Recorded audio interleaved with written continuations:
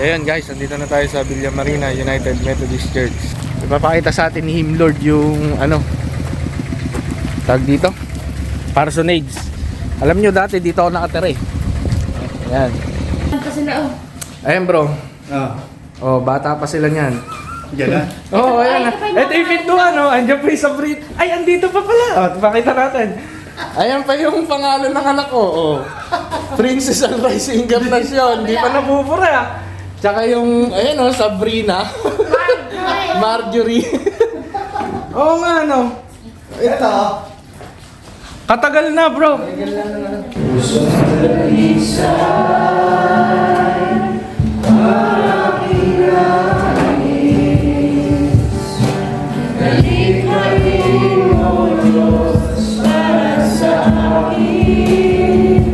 Habang lumalakad tayo sa paglipas ng panahon, ang Diyos yung nagbibigay ng katagumpayan, ang Diyos ang nagbibigay ng ayusan doon sa ministeryo na meron po tayo.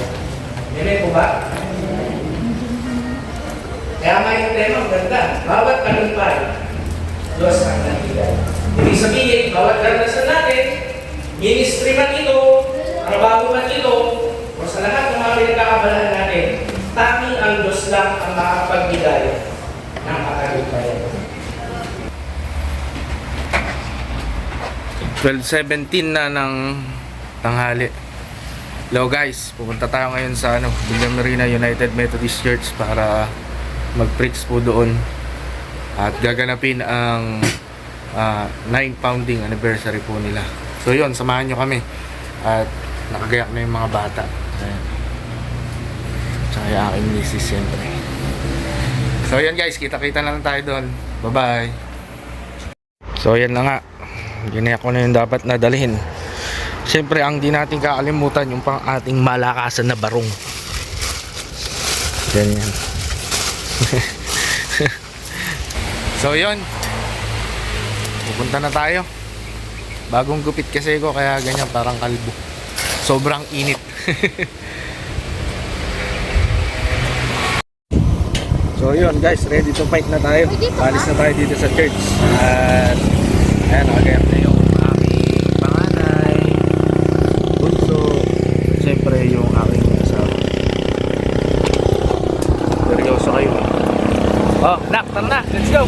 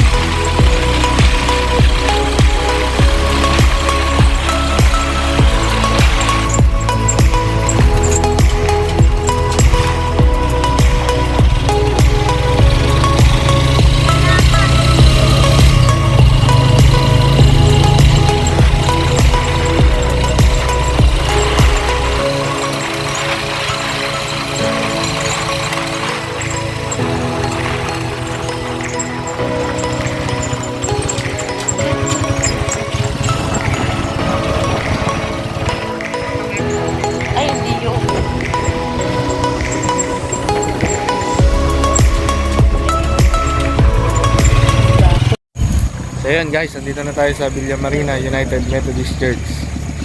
Ano bro? Anong tutulungan na naman? Grabe ka naman. Yan, kararating lang natin. At ayan si Pastor Him Lord. Kinakabahan na ata. Ayos, nandito na tayo. Waiting na lang tayo. Kasi alas 2 pa ang service. Time check. Oras na ba? 1:26 PM ng hapon. So yan, gayak-gayak na mamaya. At makikita nyo yung outfit natin mamaya sa ating buhok. Kalbo. Oo ah. Tulungan mo muna. Ano ba yung tuturo ko sa'yo?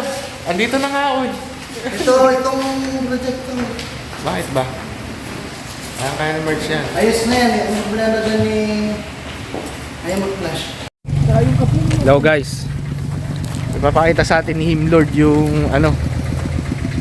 tag dito. Parsonage. Alam nyo dati dito ako nakatira eh. Ayan. Ito yung parsonage ng Villa Marina.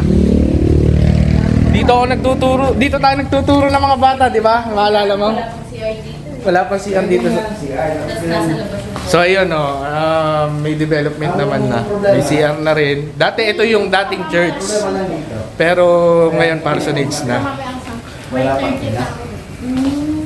oo. Kukuha Ayan. ng... May lababo na rin siya. Kaya yun, napagtsatsagaan naman na nagkakaroon ng development. At salamat sa mga kapatid natin na Ito, din mo picture nila dito. na nagiging instrumento para ma-develop to. Oh, meron. Ayan ayan Ayun, Pakita natin. may mga pangalan pa sila, Ayan bro. Ah. Oh, bata pa sila niyan. Yan na. Oh, ayan na. Ay, Ito yung pintuan, Andiyan pa yung sa Brit. Ay, andito pa pala. Pakita natin. Ayan pa yung pangalan ng anak ko. Princess Alrice Encarnacion. Di pa nabubura. Tsaka yung, Sabrina.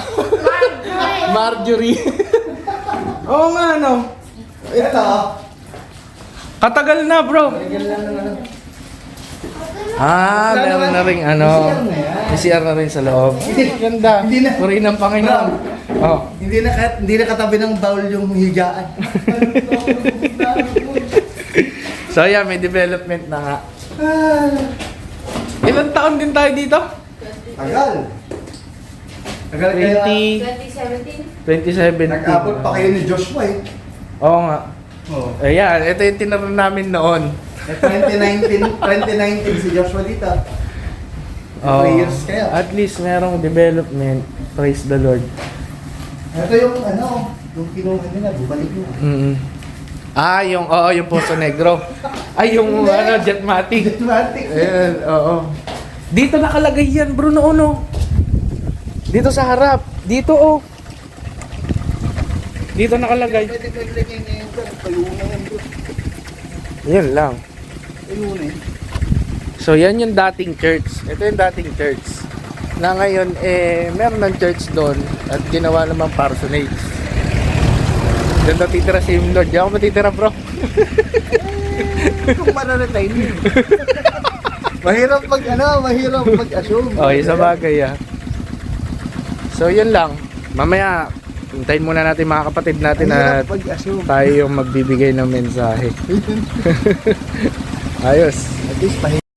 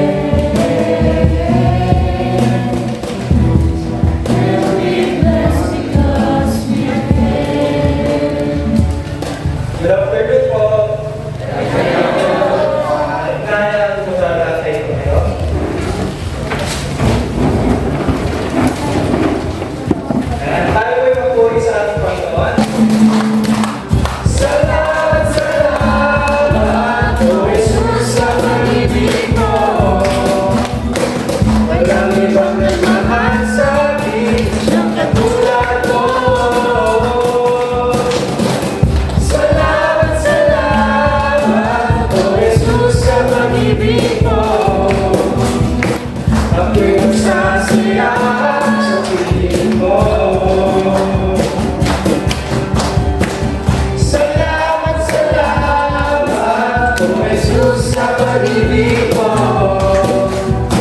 Walang ibang nagmahal sa akin ang tulad mo. Salamat, salamat, O Jesus, sa pag-ibig mo. Ako'y masasaya, ako'y masasaya, ako'y masasaya sa pag-ibig mo. Kaya, pagpapala na ng Panginoon. Sundalisay ang pinais, naligay mo, Diyos, para sa akin. Sundalisay ang aming nais, naligay mo, Diyos, para sa akin. Isang pusong gawa na sa'yo'y nagmamahal, isang puso sa'yo, walang alinlangan. Isang pusong pinipig mo na ika'y parangalan, ang dugo'y pagpupunin sa'yo lang, Jesus. Isang pusong gawa na sa'yo'y nagmamahal, isang puso sa'yo, walang alinlangan. Isang pusong pinipig mo na ika'y parangalan, ang dugo'y pagpupunin sa'yo lang, Jesus. Welcome na natin yung kanyang ibahay dito po. Kasama yung dalawang anak na si Marge. Ayun, ayun sila. Yung mga nandito yung mga yan ay maliliit pa. Ngayon na yung mga lalaki na. So, yun po. Ihanda natin yung ating mga sarili sa makikinig ng salita ng Diyos sa katauhan ni Pastor Albert and Carla. Yan, magandang po sa ating lahat. Anak ko. Sige, tayo po ay pumunta sa ating gawain. At nalangin tayo. Panginoon, sa aming kalagitnaan, ay patuloy namin na hinihingi ang iyong presensya sa aming buhay. Sa mga sandaling ito, Panginoon, ay patuloy na lahat ng aming sasabihin ay magbigay sa iyo ng karangalan. At sa lahat ng mga narito ngayon, ay patuloy na sa paraan na nakikinig ng mensahe, ikaw ang magturo sa kanila, na ikaw ang siyang patuloy na mangusap, at loobin mo, Panginoon, ang iyong likod ay magiging instrumento ng iyong mga salita na napapahayag ng mabuting balita na nagmumula sa iyo. Gawin mo kami sa aming mga kasalanan, gawin mo kami karapat-dapat dahil sa pakikinig ng iyong mensahe. Lahat ng ito ay dalangin namin sa matamis na pangalan ni Jesus. Amen.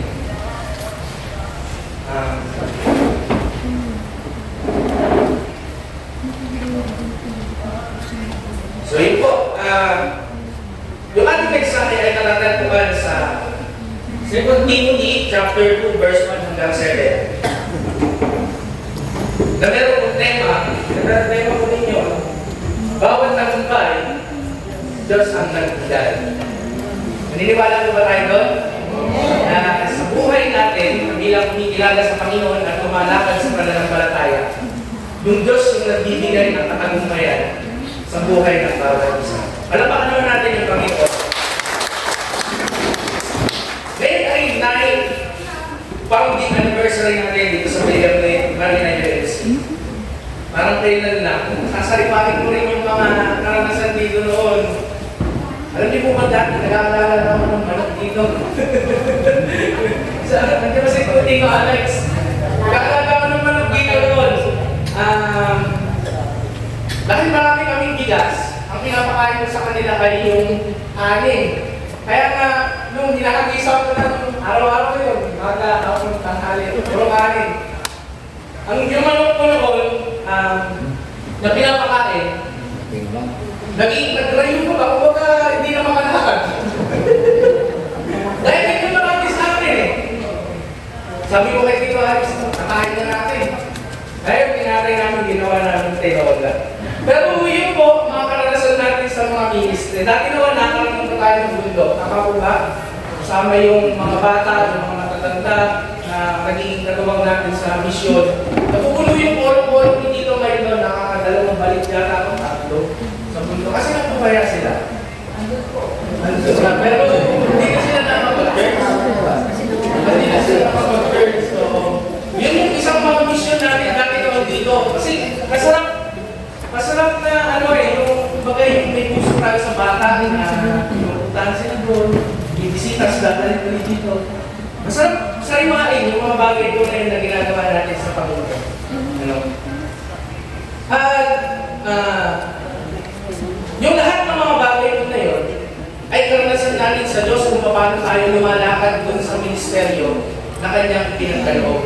Alam po sa bawat isa sa atin, meron tayong kanya-kanyang experience kung paano tayo lumalakad sa pananampalataya. Pero ang pinakamaganda po doon, habang lumalakad tayo sa paglipas ng panahon, ang Diyos yung nagbibigay ng katagumpayan, ang Diyos ang nagbibigay ng ayusan doon sa ministeryo na meron po tayo. Amen po ba? Kaya may tema, ang ganda. Bawat tagumpay, Diyos ang nagbigay.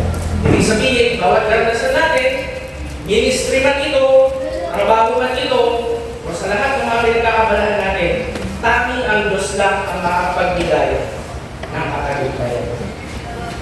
Sa bawat mananampalataya na kumikilala na sa Panginoon, dapat ito yung maging kaisipan ng bawat isa mula sa paghubog ng ating buhay sa Panginoon at kung paano niya tayo sinasaayos, ang Diyos ang nagbibigay ng katagumpayan.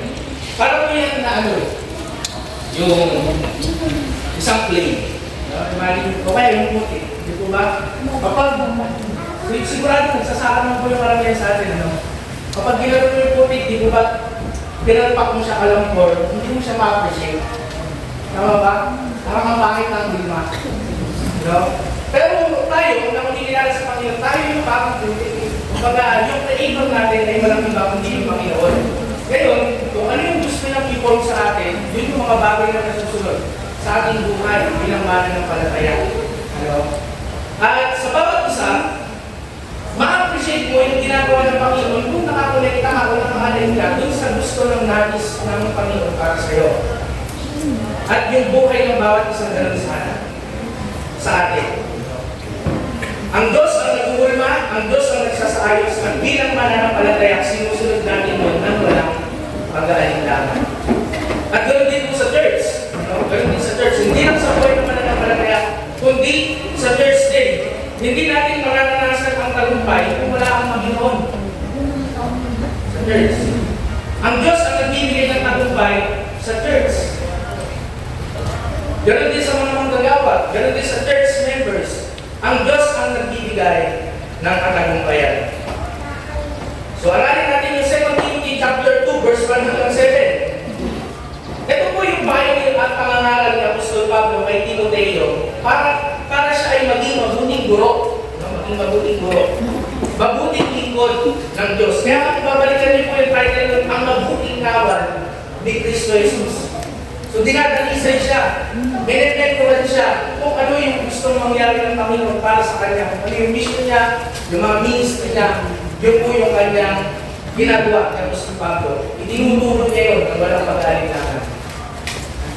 Sa bawat isa, makita natin yung kahalagahan ng pagiging isang mabuting lingkod ng Diyos. Tulad ni Timothy, na dinadalisay sa pamamagitan ng Apostol Pablo. Sa pagiging mabuting lingkod, meron dapat tayong ginagawa sa Panginoon. Ano ito? Merong 5. Sinasabi po doon sa verse o sa teksto bilang mabuting kawal ni Kristo. Ano kaya yun? Number 1, sabi po doon sa verse 1, kaya nga, anak ko, sabi niya, magpakatatag ka sa tulong ng kagandang loob ni Kristo Jesus. Number 1 na Panginoon, katuwang mo dapat ang Panginoon sa iyong gawain. Amen po ba? Yun yung number 1. Kaya yung sinasabi ni Apostol Pablo kay Timothy. Kaya nga anak ko, magpakatatag ka sa tulong ng magandang loob ni Kristo Jesus. Ibig sabihin, katuwang mo yung ating Panginoon. Sa lahat ng ating ginagawa, importante na dapat kasama natin ang Diyos.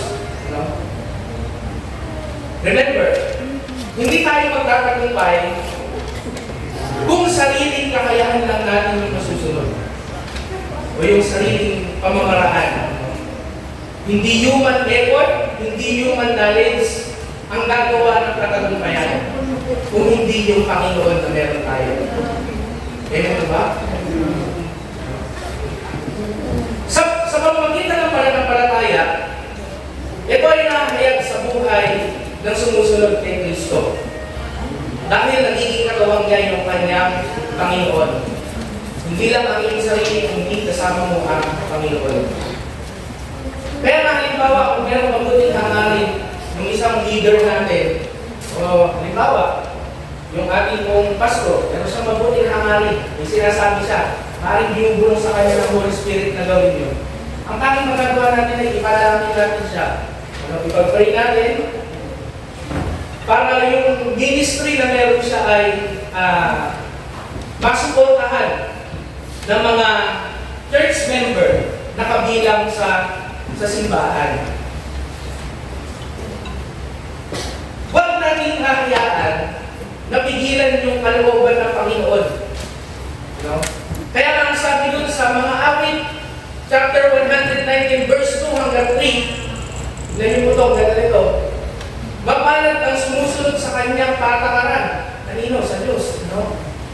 Buong puso naghahanap sa kanyang kalooban. Pero kalooban ni Lord, sumusunod natin yung walang palanggahan natin. Ang gawain ay matwid. So nakikita sa atin yun, kasi na-apply na natin yung salita ng Panginoon. Sunod natin. Namumuhay silang ganap. Pagiging nagawa na natin yun, kasi nga, pag nagbabasa tayo ng salita ng Panginoon, di po ba, yung mga reminder na, yung mga araw na. Tuloy natin, sa kanyang kalooban ay doon sila lumalakad. Napaka-importante na sa buhay natin na kung ano yung kalooban ng Diyos ay nagagawa mo natin. Masarap kasama ang Panginoon kapag katuwang mo at katuwang mo siya sa lahat ng iyong mga ginagawa. It means, inaakap mo na yung gawain ng Panginoon o yung kanyang ministry at pinagpapahalan niya ito sa pamamagitan ng paglakad mo. Kasi siya ngayon nagbibigay ng kaayusan at katagumpayan. Sinasaayos niya ito dyan. Yung point number 1. And then number 2, ang sabi dito sa verse, balikan natin, ang mga narinig ko sa akin sa harap ng maraming saksi ay pinagkakatiwala mo rin sa mga taong may karapatan. At may kakayahang magturo naman sa iba. Number 2, the points, marunong tayo dapat na magturo para ma-develop yung ating kakayahan sa magpapalaganap ng salita ng Panginoon. Ito ang dapat na makita sa isang kumbaga Kristiyano yung magturo. Kaso ang nagiging problema natin minsan, maraming Kristiyano po tahimik. Tama po ba? Seryoso. Naiiyak po tayo, Pero mga kapatid, isa yung sagip na dapat ay meron sa atin. Kasi yun yung katangian na dapat na meron tayo. Kasi bakit nga ba? Kasi kung hindi natin gagawin, sayang yung kaligtasan na ibinigay ng Panginoon. Di po ba? Kung hindi tayo tutulog sa kanyang panawagan. Sayang yung kaligtasan na ginawa ni Jesus. Sayang yung bawat kaluluwa na mailalapit natin sa Panginoon sa pamamagitan nyo, sa pamamagitan ko, sa pamamagitan natin lahat. Kasi sa pagtuturo ang daan para malaman ang kaligtasan ng ating Panginoon sa mga tao. So sana nandun sa atin din ito yung puso na ito.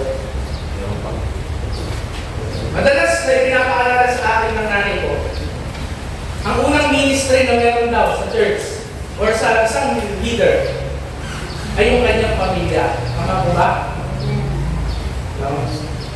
At naniniwala ko na sa bawat isa na nakakilala sa Panginoon, siya dapat yung nagliliwanag dun sa isang tahanan.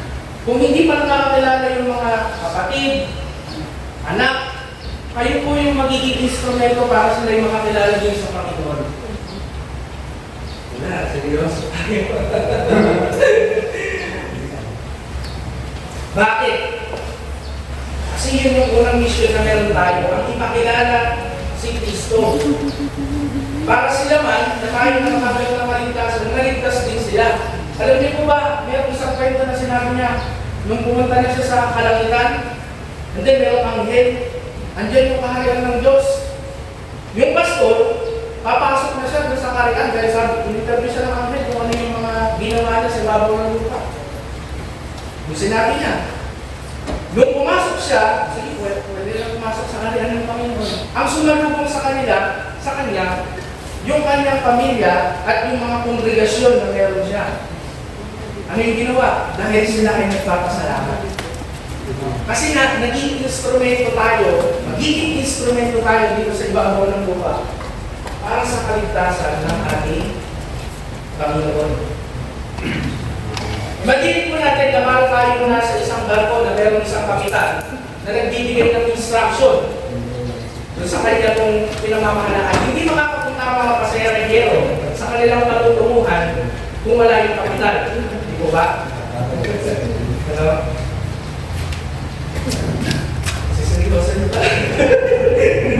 Kaya nga sabi din na Mr. Pablo kay Timothy, 1 Timothy chapter 4, verse 16, ang ganda nito mga kapatid, sabi niya, pakalingatan mo ang iyong sarili at ang iyong pagtuturo. Ano? Kasi sa pamamagitan natin tayo nagtuturo. Tuloy natin, patuloy mong gawin ang mga ito sapagkat sa paggawa mo nito ay maliligtas ka. Pati na ang mga nakikinig sa iyo. Kaya tingnan nyo, napakaganda na meron tayong mission na ginagawa. Kaya malaki din yung pananagutan natin na sa bawat isa, kung hindi natin gagawin yung ating tungkulin para sa Panginoon. Hindi po ba? Kaya sana makita sa atin ito mga kapatid. Ang pagtuturo ay instrumento ng kaligtasan ng Panginoon para sa lahat. Kaya dapat ay makita sa atin ang ginagawa po natin dito. Number 3. Verse 3 hanggang 4. Basahin ko rin yung verse at kunin natin yung points. Ang isang kawal ay hindi nagiging abala sa mga bagay na wala kaugnayan sa pagiging kawal. Sa halip, sinisikap niyang mabigyan ng kasiyahan ang kanyang pinuno. Alam po natin yung isang kawal, di ba? Sige, illustrate natin siya. Number 3 na dapat tandaan, maging mabuting alagad tayo ng Panginoon. Maging mabuting alagad tayo ng Panginoon. Mahirap lumaban kapag wala tayo sa anay ni Lord. Hindi natin alam yung gagawin. Dahil wala yung pinuno eh. Ba? Makaramdam tayo ng frustration, makaramdam tayo ng katamaran, matatalo tayo din sa battle na ating kinakarap. Kapag wala yung ating pinuno. Tulad ng isang sundalo, mahirap sumugod sa labanan kapag wala kang armas. Tama po ba? Mahirap gampanan. Halimbawa, nung mga unang panahon, ito yung mga ginagawa po nila. Diba kadalasan nasa karwahe bago sila sumugod. Halimbawa, may kabayo pa nga. Pilay naman yung paa. Ano susugod sa labanan nun? Di ba isasaayos mo yung mga dapat? Or di kaya, may baril ka nga, wala namang bala. May espada ka nga, pero minsan maturo naman. May baluti ka nga, may baluti ka, hindi ka nagkasya. So lahat ng yun, dapat bago tayo sumugod sa labanan, suot natin, pinaghahandaan po natin. It means, sa isang gera supposed to be, ito ay pinaghahandaan para maipanalo ang labanan. Bilang paghahanda, dapat natin na isinusunod natin ang kaloob na sandata ng Diyos. Halimbawa, gumising ka ng umaga. Ano yung karaniwan na ginagawa mo? Gabay na nananangin. Gabay na nagbabasa ng salita ng Panginoon na maging gabay yun sa araw ng buhay mo. Kasi yun yung paraan ng pagiging handa natin doon sa labanan. Minsan kasi yung ginagamit ng kaaway, yung palaso. Yun yung sinisira tayo. Ano? Kung hindi tayo protektado, tatamaan tayo ng palaso. Diba? Kaya masabi sa Efeso chapter 13, verse 30 to 18, ito po yung pagsuot, nakasuotan ng pagdigba. Sabi ni Pablo, kaya isuot ninyo ang masuot ng pagdigma na mula sa Diyos. Sa gayon, makakalabang kayo kapag dumating ang masamang araw na sumalakay ang kaaway, upang pagkatapos ng labanan ay magtatag pa rin kayong nakatayo.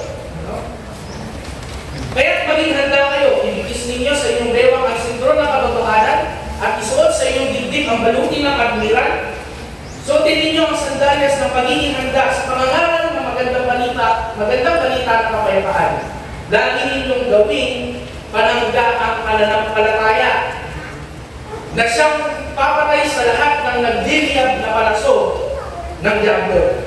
Isuot ninyo ang helmet ng kaligtasan at gamitin ang tabak ng Espiritu na walang iba kung hindi ang salita ng Diyos.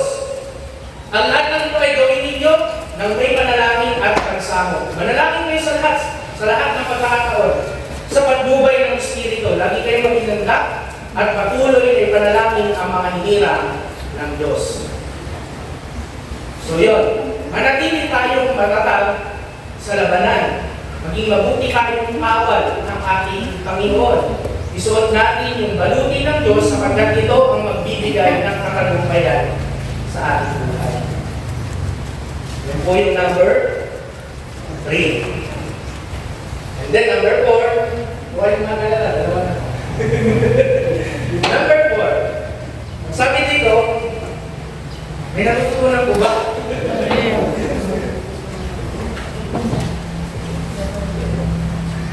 Verse 6,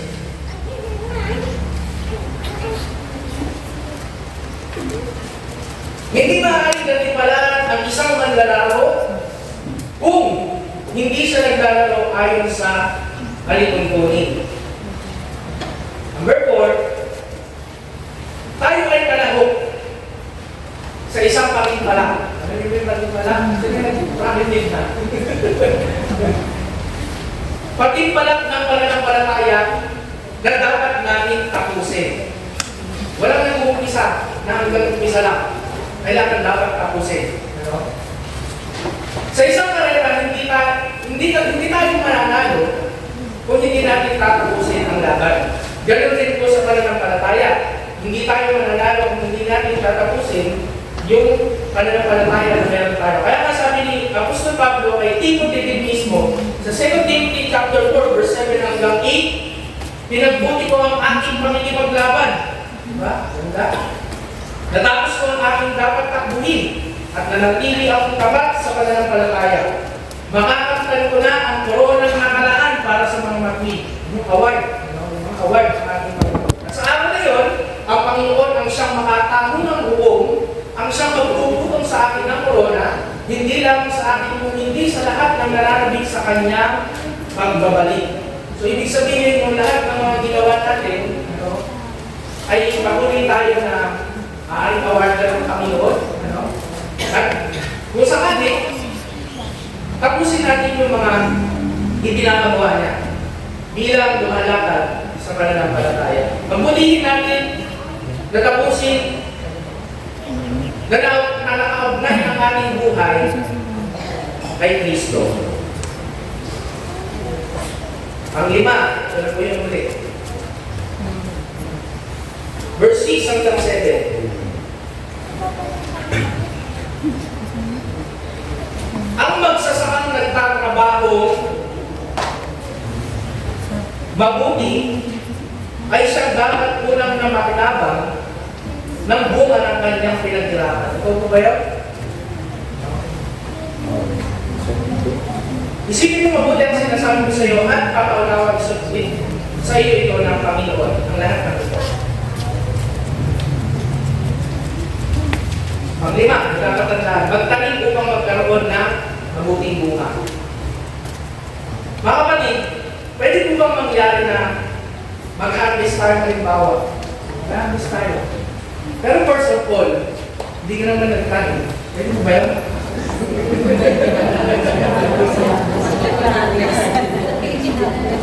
So, ang tanong naman talaga, magtanim ka muna para meron ka alihin.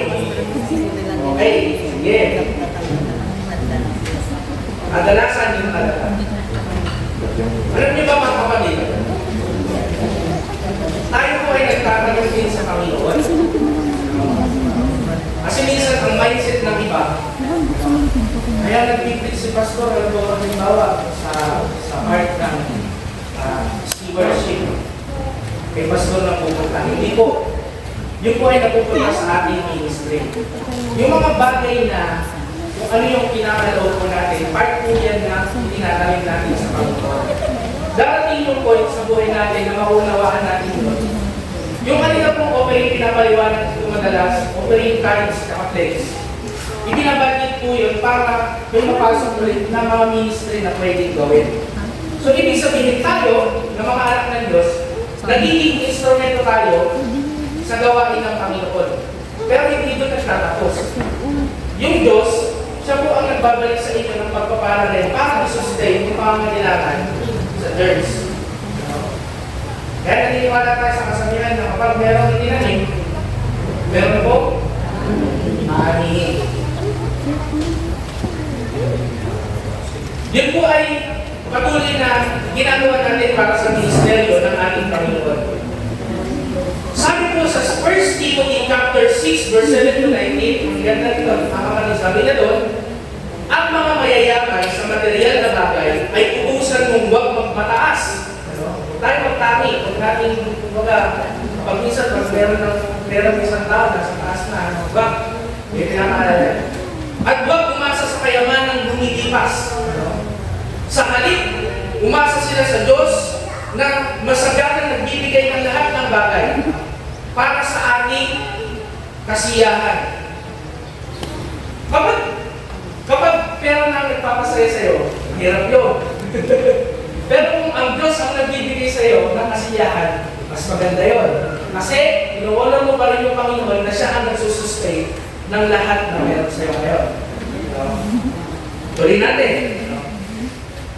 Utusan mo silang gumawa ng mabuti at pangayamanan mo at magpakayaman sa mabuting gawa. Maging bukas palad at matulungin sa kapwa. Sa gayon, sabi niya doon, makakapag-impong sila para sa mabuting pundasyon sa hinaharap at makapagtan nila ang tunay na buhay. So yung hindi sa material na buhay ang nagdapat na nagpapayasaya sa atin. Kung hindi yung ating Panginoon pa rin. Kung paano niya isinusustain yung lahat ng kanyang pagpapala lalo na sa bawat isa. Amen? Tayo ay nagiging kasangkapan kung paano tayo nag-ministry sa Panginoon. Sana yung puso natin ay magkaroon ng pagtatanim sa church mat, lalo-lalo na sa Panginoon, at ang Diyos ang siyang magbabalik ng lahat ng pagpapala, lalo na sa mabuting harvest na kanyang pagkakaroon. Bilang pagtatapos, bawat tagumpay, Diyos ang nagbigay. So, i-remind tayo kung paano tayo magtatagumpay. Paano po natin gagawin ito? Yung po yung 5. Yung 5, hindi ko lang, ang 5 po ay maging katuwang mo ang Panginoon sa iyong gawain, number 1. Number 2, marunong dapat tayo magturo para ma-develop yung ating mga kakayahan sa pagpapalaganap ng salita ng Panginoon. Number 3, maging mabuting alagad tayo ng Panginoon. And 4, tayo ay palahok sa patimpalang ng pananampalataya na dapat natin tapusin. And number 5, magtanim tayo upang tayo ay magkaroon ng mabuting bunga. Sana bilang nagdiriwang ng ating anniversary, ngayong 9 founding anniversary, makita sa ating ang lahat ng mga ito sa paglipas ng panahon. At sa buhay ng bawat isa, mangyari ito. Nawa. Ito ang mensahe ng buhay. Purihin ang ating Panginoon sa pangalan ng Ama, ng Anak, at ng Espiritu Santo. Amen. Yung mga nag-universe, pwede bang tawagin natin yung mga UES, mga chairman ng council, and sa pastor, si Nanay Liberty, para ko kay Pastor Albert, yung kanyang certificate of appreciation.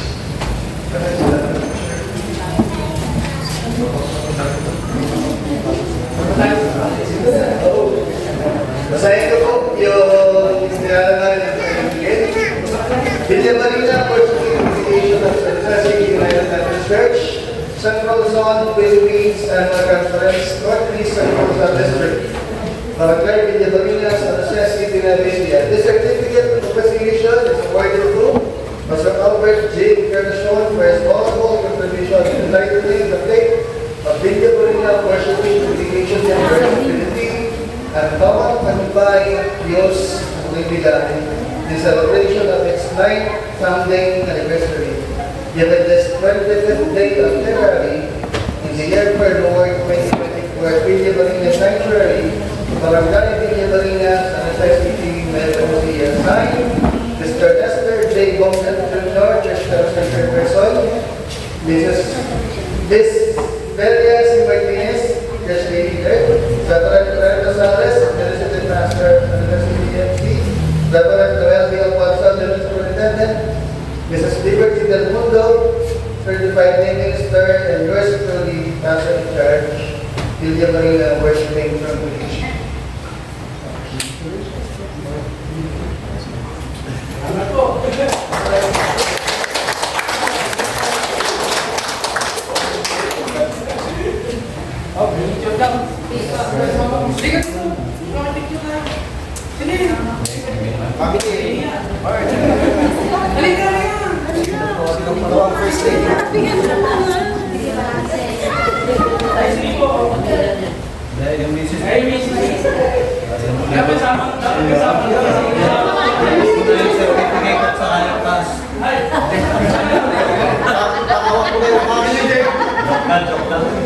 Tawag ko yung cash.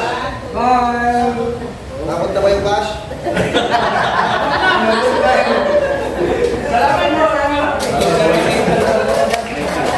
Sige po, ayan, dinalaman po na. Sa revise po natin, sa loob ng 9 years, ay ano na ngayon, ang Villa Marina Worshiping Congregation. Tawagin natin si Nanay Liberty.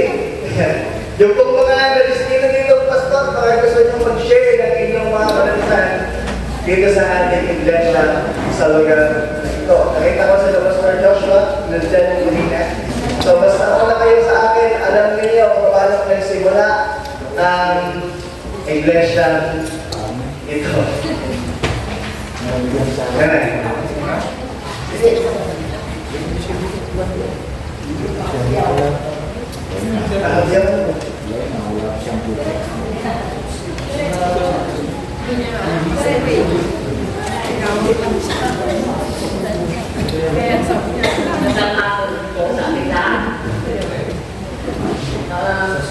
Kasi ko yung history ng Villa Marina.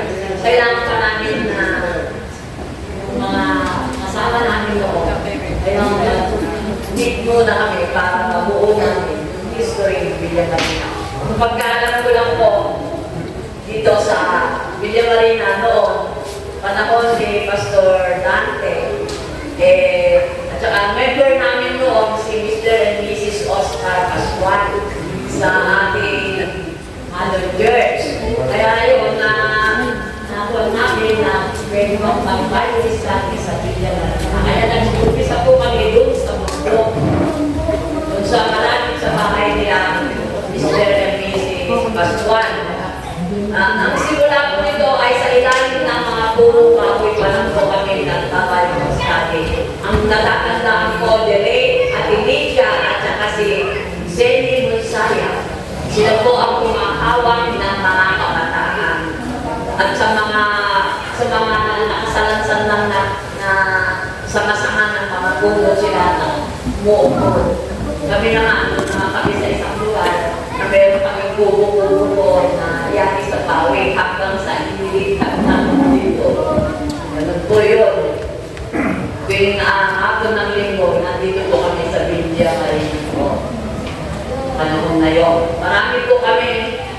Si Kuya Remy, si Maring K. Pascual, namin yun. Si Ate Bami, si Ate Cosi, at maraming iba pa.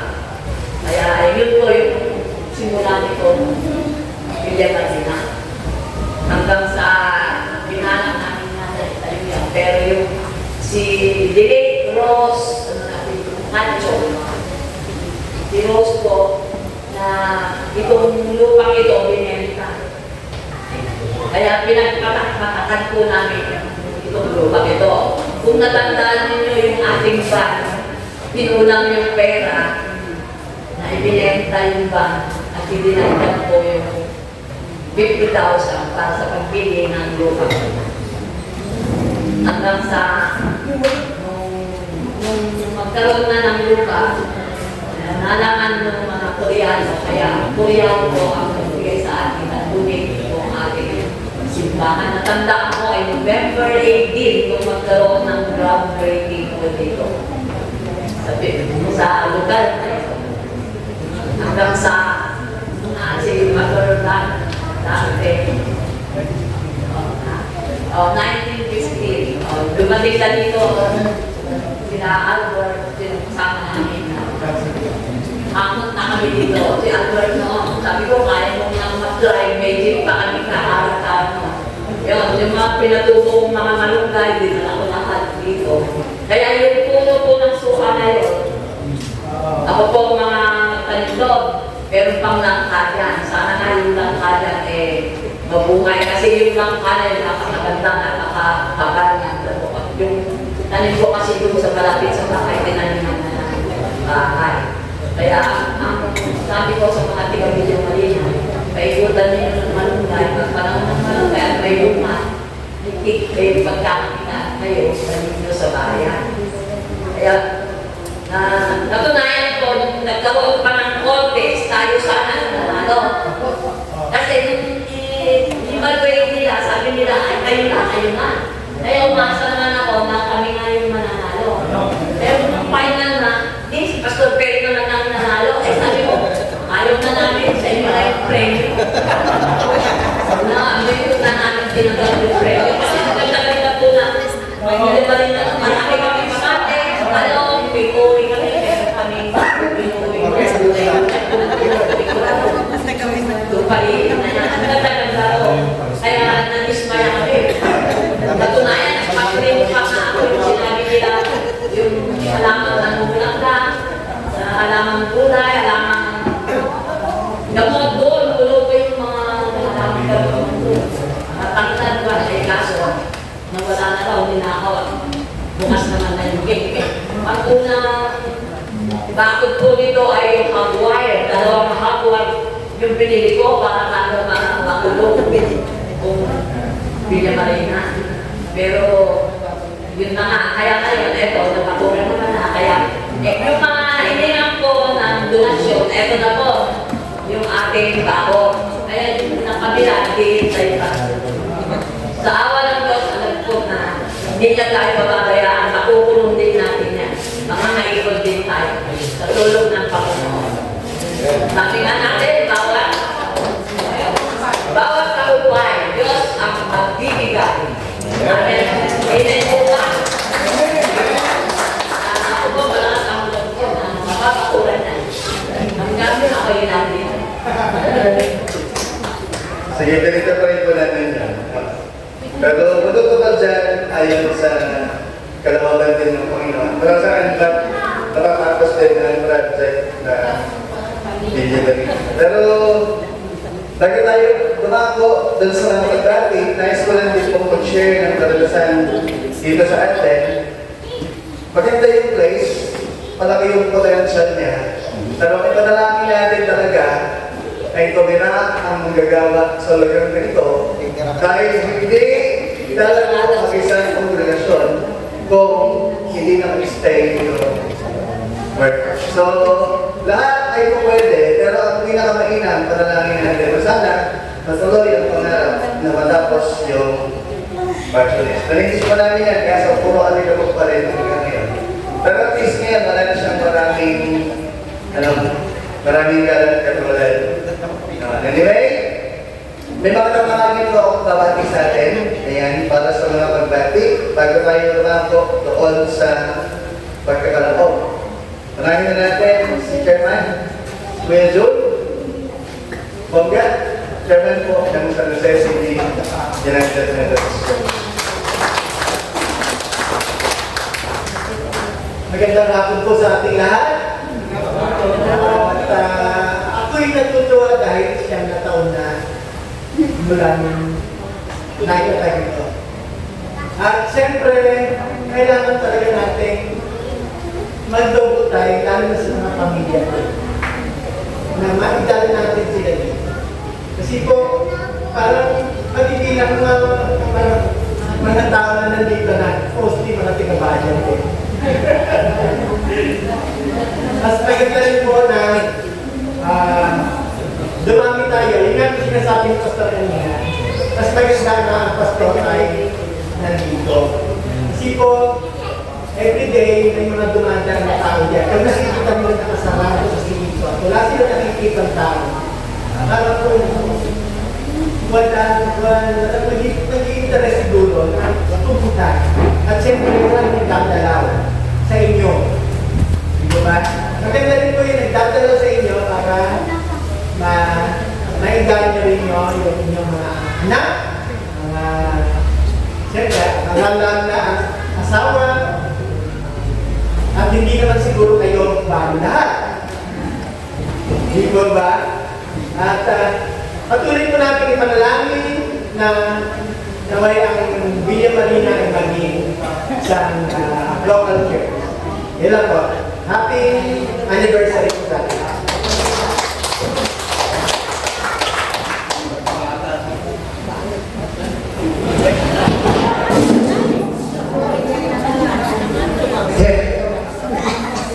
Sige po, tawagin po natin ang pastor ng San Jose TVMC at maging ating district superintendent para magiging sa atin ng mandat.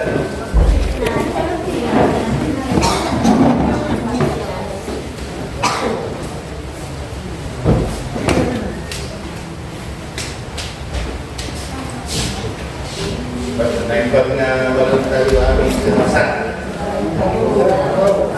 Sa mga nalapit niya Marina, kumusta po kayo? Ako ay malagagsakan na nakikita na kayo. Ako na pa nang nagkidagduman. Tagal-tagal na kilamay. So, sabi nga kami yung tema ay bawat tagumpay, Diyos ang nagbibigay. So, yung katagumpayan po natin sa hapon ito ay para sa Panginoon. Nawa, manatili po kayo tapat po sa iyong pamilya ko. Nawa, wala nang mababawas yung 15 o 12 o 20 na bilang na po madadagdagan. Salamat sa Panginoon at nakita ko meron pong makakagagdag yung driver ni Pastor Flor at sa kanyang pingaya. So, palagpakan na po natin. Sila po yung tawag dito, sila yung sumusunod kay Pastor. Hinihintay na nila ng pauwi. So, malaking bagay yun upang makita natin ang ituyan yung karataan pag-iipon. So, sa mga taga-Villa Marina, alam po ang inyong pinagdadaanan. Bawat gawain, bawat pagsubok, dapat bigay natin sa Diyos. At huwag niyo rin pababayaan yung isa na po natin benefit kay bawat nito. Dahil yun ay makakatulong sa inyo. Ang nakikinig ko kayo. Kaya salamat sa inyong presensya na magpalain ko kayo ng Panginoon at tulungan din ng Panginoon Diyos ang ating pong pastor sa kabila ng lahat ay ginaganda naman natin. Magandang tapos po sa ating pong lahat na ibang may kasyang na anniversary already ng Kapita. Grand Rendimento kung natayo ang natin. Yung bagong galit tayo.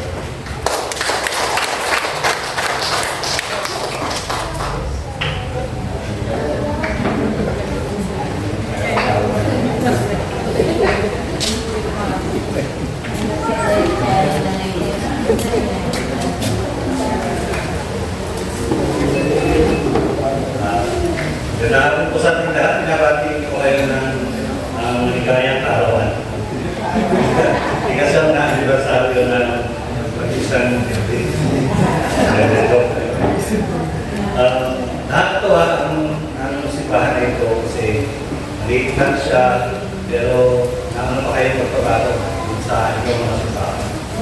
Nakakatawa ito kasi siguro ito, higit ko mula ng isang batalya. Meron po ba? Nagkakakaan ko, hindi ko sa kumuha. Sa kitari atin, ito yung malaki siya. At natutuwa din ako kasi ito lang ang sa silahan, hindi ako nakagad na nakagaway na paso din. At natutuwa din ako na inuusahan niyo yung gawain na pag-aayos ng paso din. Hindi pa nga nakakatira yung pastor dyan, nagre-reklamo na.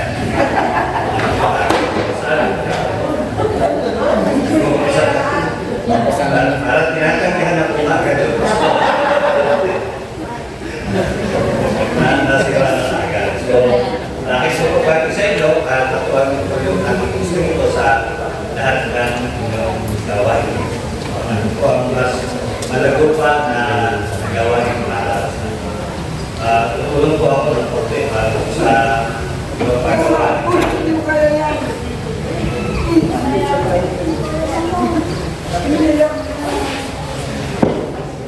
Naglaing verso na. Ba't nakadwayan man ni Superman? Magandang mahal po. Yan na ako bibili sa inyo kahit na kaunti. Ito po ba yung restaurant na Villa Marina? Imanan ano lang po ito, pang binilaw pa ako kung saan para sa lahat po.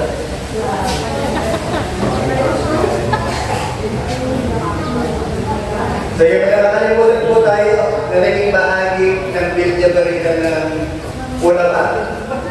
Ngayon, yung tatay ng San Jose, si Tatay Rene, ay tawagin po natin para bahagi din ng kanyang karanasan. Kasi sila yung mas kauna dito sa Villa Marina.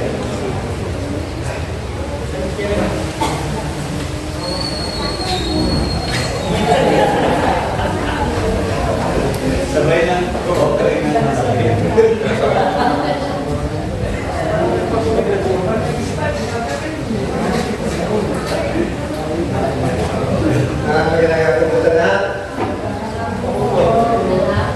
Tumayo nga po yung mga Villa Marina. Tumayo, kalibatan. Taputad kami pala niyo. Ito, bibigyan ko kayo ng assignment. Payag kayo? Assignment. Every Sunday, bawat isa sa inyo magkaroon ng dalawa. Okay? Okay, sige, suko na kayo.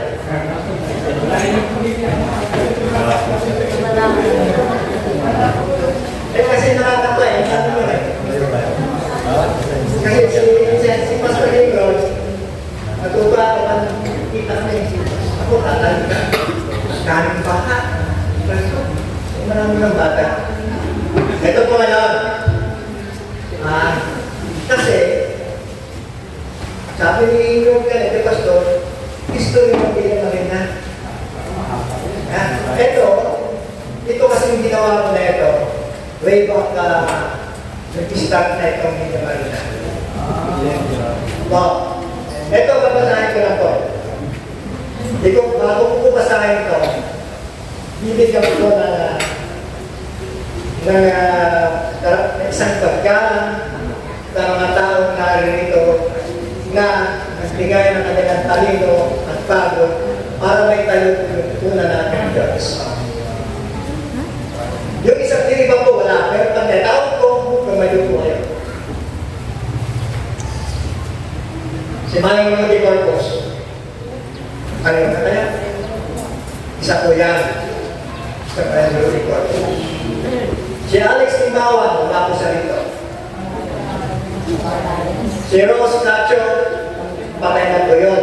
Sila po ang may-ari nitong lupa na ito. Alin po ang bahay nila sa akin.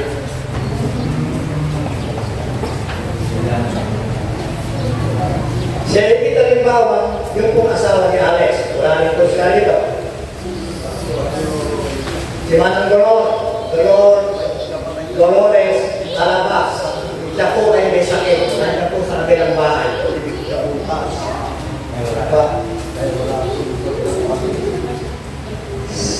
Si Manang Clarita Namico, patay na rin. Yeah. Diba, Armando Ramos? Amado, halika rito, para makita nila. Armando, isa po yan sa mga... Des, mano naman kami yan? Oo. Ulam. Kami po ay. Ano?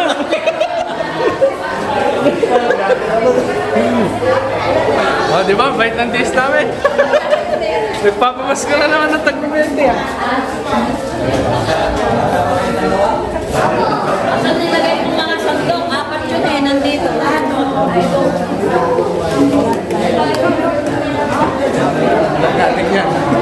Lalagay ko sa page ko.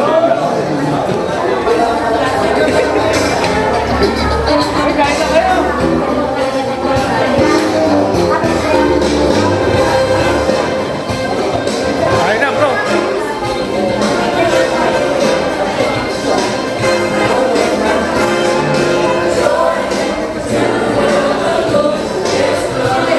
Yes ba? Nasa air magtayo yung sir mo ba?